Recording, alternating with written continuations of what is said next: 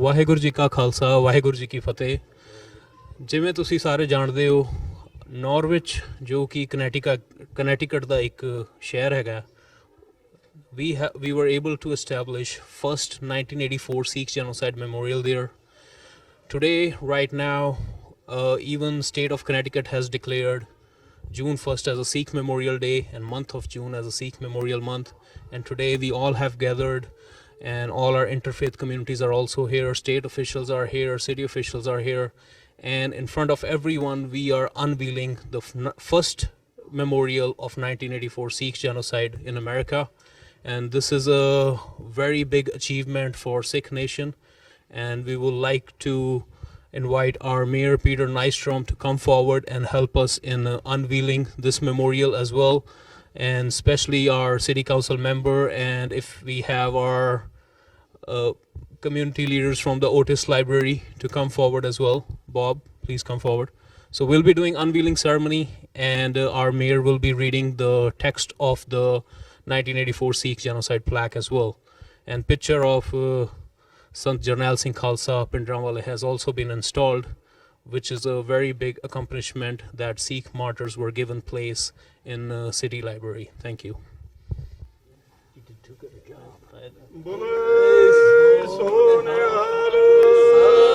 Sat Sri Akal.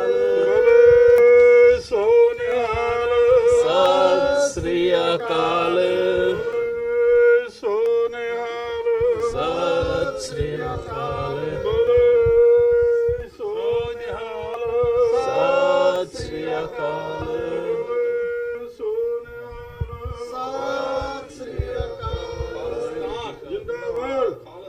जिंदाबाद खालिस्तान जिंदाबाद खालिस्तान जिंदाबाद वाहिगुरू जी का खालसा वाहिगुरू जी की फतेह.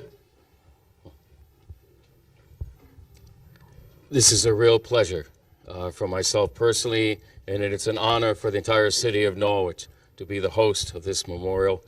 And we are very grateful for the friendships that we have with everyone that we now share today and going forward in our Sikh community.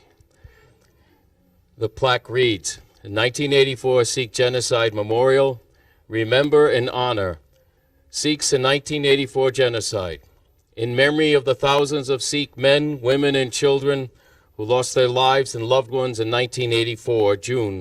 The Indian Army carried out a pre-planned attack on Ahmadiyya Sahib, the holiest place of the Sikhs. This was followed in November by a state-sponsored genocidal campaign against Sikhs all across India. May Shada Kala, everlasting optimism, reverberate through us as we stand against hatred, ignorance, and intolerance. Freedom from slavery is achieved only when a person realizes that he would rather prefer death than be enslaved. Sant Jarnail Singh Khalsa Pindranwale, Sikhs of Connecticut. Waheguru ji का खालसा वाहिगुरू जी की फतेह. देख फतेह देख फतेह. पंथ की जीत पंथ की जीत. राज करेगा खालसा राज करेगा खालसा राज करेगा खालसा. पंथ की जीत.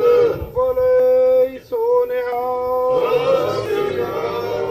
खालिस्तान जिंदाबाद खालिस्तान जिंदाबाद खालिस्तान जिंदाबाद खालिस्तान जिंदाबाद खालिस्तान जिंदाबाद.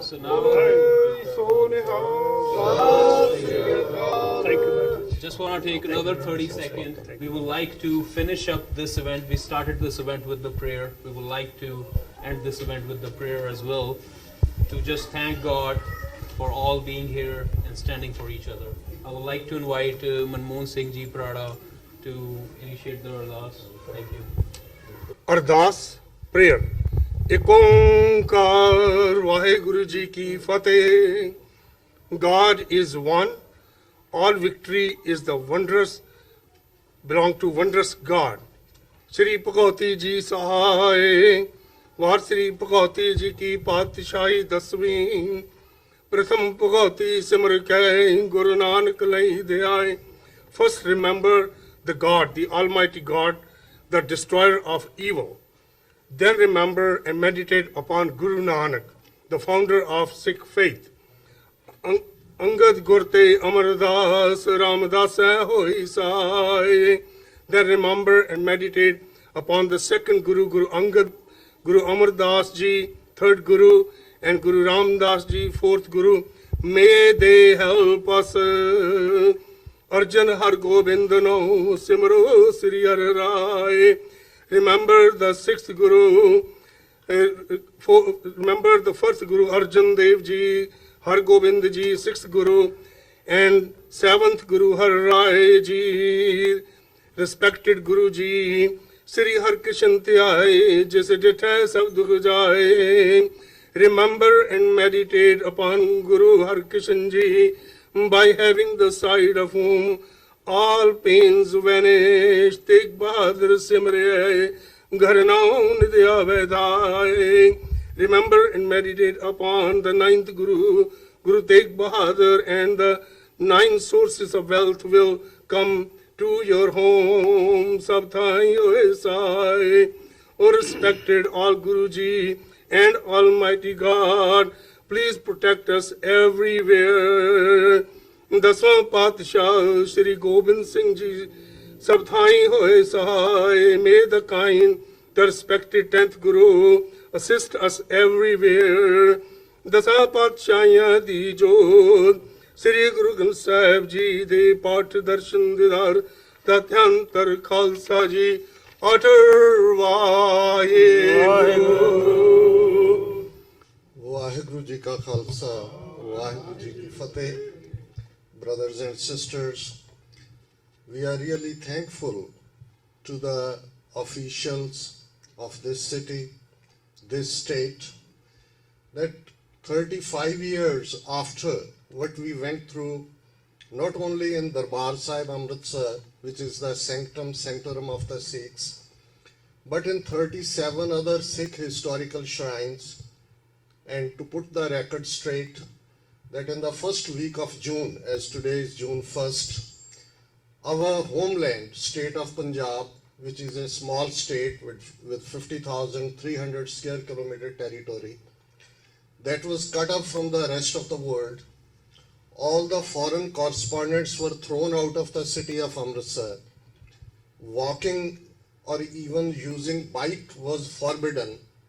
And the whole of Punjab, after being cut off from the rest of the world, over 200,000 Indian army marched into Punjab with the artillery, with the tanks and all the latest war equipment.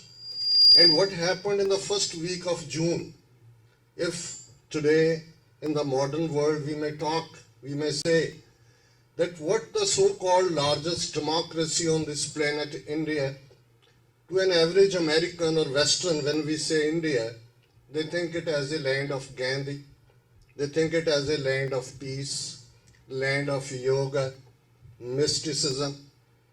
But what Sikhs went through there, and even today, when we are talking 35 years later, you must have seen in the news, Narendra Modi, BJP government, which organization RSS came into being in 1920s. When Nazi party was at the budding state, and the founder of RSS, Golwalkar, and the slogan of RSS today is Hindu, Hindi, Hindustan. That if you want to live here, all of you are Hindus, you'll have to speak the only language Hindi, and that is how you will be considered as the citizens of this country called Hindustan. And this is the same slogan. When I uttered these words, you can push one nation, one leader, one race. And Golwalkar, in his writings, which is titled Bunch of Thoughts, he says that what solution Nazis have done to the minorities, that should be done in India.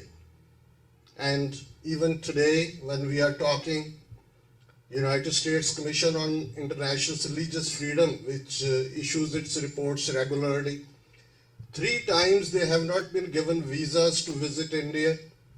What happened to Christians in the state of Odisha, if I may remind, that in the year 1998, one doctor of Australian origin, Dr. Stan Grant, who worked with the leprosy patients in the state of Odisha along with his wife. He was burnt alive along with his two sons, 9 and 11 years old sons, in a van. And the person who was president of Bajrang Dal, an offshoot of RSS at that time in the state of Odisha, he has been sworn in as the minister in the Modi cabinet 2 days ago. And when he swore, there was much clapping as compared to anybody else. That is the state of India, even now after 35 years. And one question, most of you who are in this hall, and I think the very solemn place of this library, where people think, where people read, where they want to know history, and we often, after what the Nazis did to the Jews, to the Gypsies, to the physically handicapped, to the civil libertarians, to the communists, we said never again, never again. But what has happened in the past 70 years, and not only in the name of fascism, and never forget that even Germany at that time was Socialist Republic of Germany. Hitler didn't take over through the military coup. He was democratically elected, as was Indira Gandhi, and today as is Narendra Modi. And what this tiny minority in India, Sikh nation, when we say 30 million, 5 million are today in diaspora, what they went through. And a brief looking at that, and let me quote firstly Dr. Gregg. He is the one who firstly in 1995 gave to the State Department his report, which is today considered as credible by United Nations and other international bodies, that what is genocide. And he gave 8 stages of genocide, 8 steps. And the first is classification, then is symbolization, then is dehumanization, then is organization, then is polarization, then is preparation, then is extermination, and final is denial. I won't go into the details of it.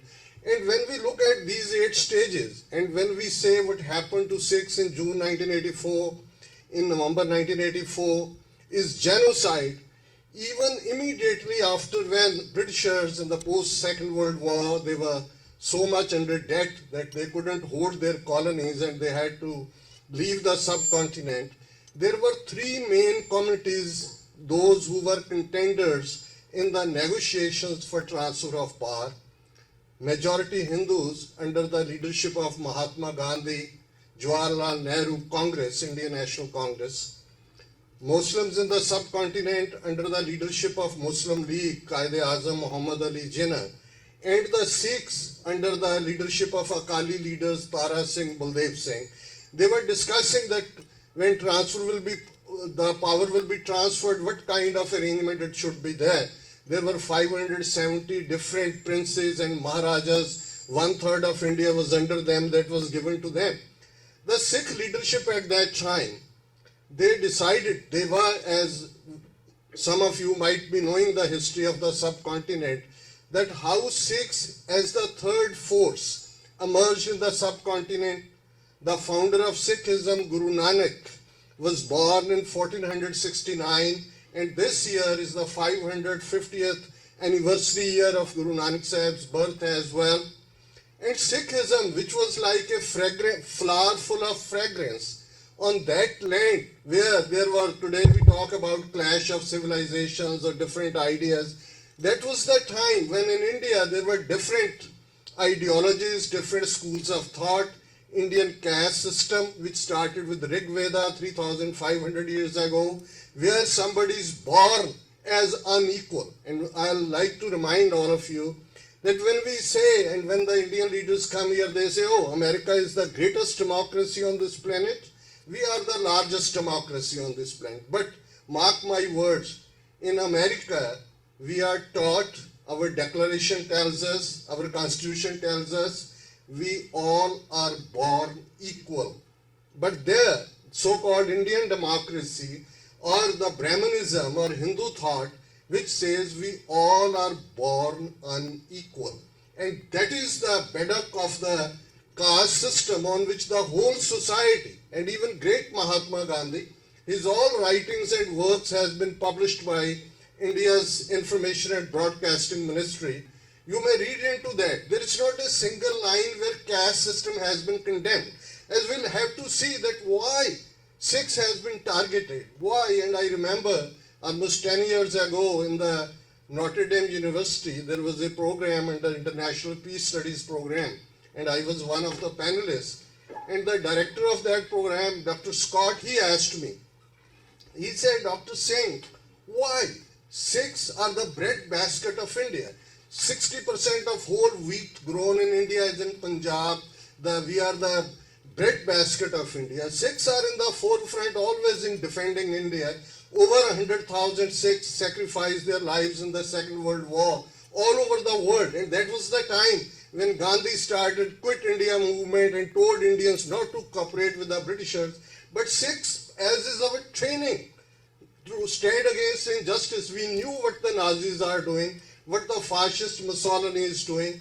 We disobeyed the Congress and joined ranks, and Sikh soldiers died all over. It may be Middle East, it may be they were the first ones. Still, you can look at that postcard when Sikh forces came to Paris to liberate, and those were the moments. And he asked me why they have targeted Sikhs, such a patriotic people. And I said, sir, benevolent is the most hated person. When you look at their history, for how thousands of years they just subjugated before the invaders, how they obeyed whatever it was. And Guru Nanak's message, which was of love, feeling for others, compassion, sharing with the needy, but at the same time, one very essential ingredient of the Sikhism is Sach Sudayasi, Sach Ki Bela. Speak the truth, stand up for the truth. And these are the very basic values. When you see a Sikh carrying 5 articles of faith, and fifth that is Kirpan, which is the 2 words Kirpa and An, grace and self-respect, dignity. That Sikh has to stand up for the values of righteousness and justice, not for his or her own faith, but for anybody else as well. And that is why when we talk of the history of the Sikhs, 9th Guru, Guru Tegh Bahadur Sahib, gave his life to uphold the religious rights of the Hindus, which were being threatened at that time under the rule of Aurangzeb. So we fought in the 18th century against Mughals, mighty Mughals, against the invaders across Dara Khyber in Afghanistan, or that part which is always in the news for the last 30 years due to different reasons. And then in the 20th century as well, we fought against the Britishers, and when after 18th century persecution, we established a rule which was Sikh Empire under Maharaja Ranjit Singh, which was from 1799 till 1849, when after 2 Anglo-Sikh wars, where the Sikhs fought bravely for their freedom, and as to put under the words of the British general at that time, the results of the wars would have been different if the community of Loyans had been led by the traitors. That is a different history. So that is why Sikhs were the third party to the negotiations for transfer of power. But Sikh representatives then, wrongly or due to not being the intellectual match for the others at what is happening, they sided with the India on the assurances, and I'll quote exact words of first Prime Minister of India, Jawaharlal Nehru, the words of great Mahatma Gandhi, where Gandhi said, no constitution in India will be accepted which won't be acceptable to the Sikhs. This is on record. And Nehru said, we'll have no objection if the brave Sikhs of Punjab are given a province in the north of India so that they are also able to experience the glow of freedom. Very flowery words, as Nehru have used in his book, Discovery of India as well. But what happened? In the Constituent Assembly, they found to their dismay that they even refused to recognize Sikhs as a separate faith, separate religion. And that is when 2 Sikh representatives in the Constituent Assembly, they stood, they said, This is betrayal of the Sikhs. This is betrayal of the promises made to the Sikhs. We reject this constitution. Fact of the matter is that de facto we may be captured in India, but de juris we have never accepted Indian constitution, and Sikh representatives refuse to put their signatures on their on that constitution. That is how our struggle began. For almost 37 years, from 47 till the first week of June 1984, through all peaceful means, and I may remind the preamble of UN Charter of Human Rights that if a man is not to be compelled as a last resort to rebellion, his human rights must be protected by the rule of the law. And we in this country, the great legacy of George Washington, Thomas Jefferson, Abraham Lincoln, we know what does this mean. That where all means fail, then what is the last thing? And Sant Jarnail Singh Khalsa Pindawale, we are honored that today the memorial for June 1984, not only victims but those brave souls, those who stood their ground for the values of truth and justice, this place will have that historical place in the future history, which we always remember. When in Bosnia, the Sarajevo was under siege, and I remember I joined protests in Washington, D.C. along with other Jewish organizations and other groups, and I asked them that how come, they said that during the Inquisition of Spain, when we were thrown out of Spain, this Bosnia region was the one which gave us shelter, and we are paying it back after 5 centuries, that we need to do something for them if they are under trouble. And certainly NATO intervened, America intervened, and Bosnia was saved from the genocide what the Serbians did there. So I think we will always remember state of Connecticut, city of Norwich, and all you, the honorable people, honorable our guests in this room, those who have stood by us while on one hand, Indian government's full-scale propaganda of blaming Sikhs as the terrorists, as Sikhs were holding those golden temple under the militants, there were ammunition was there, all things were there, and we went with the prayers on our lips just to liberate it. But the fact of the matter is, they destroyed our sanctum sanctorum. They killed thousands of innocent people, and that was the day of June 3rd, which was the martyrdom day. This is like, as it's the holy month of Ramzan. If thousands of Muslims are gathered in Makkah to pray in the evening for iftar, and somebody attacks, if on the Passover, where Jews are remembering that history of thousands of years, that how they passed through Sinai desert and what were the difficulties, and in those gatherings somebody comes and attacks. That is what happened in the first week of June 1984. That was a holiday, and the martyrdom day of 5th Guru, Guru Arjan Sahib, who was martyred way back in 1606, and thousands of Sikhs were there in Golden Temple. They used tanks, they used artillery. For 7 days the world didn't know what is happening there. And finally, even they took away our historical record in the Sikh reference library of hundreds of years of our history was destroyed, and that thing is continuing till this day.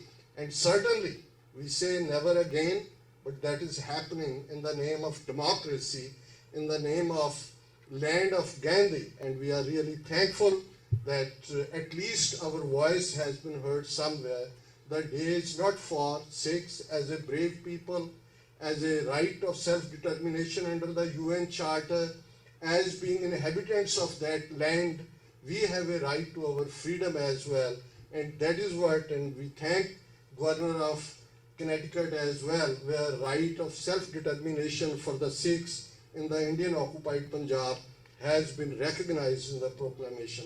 Thank you very much, brothers and sisters.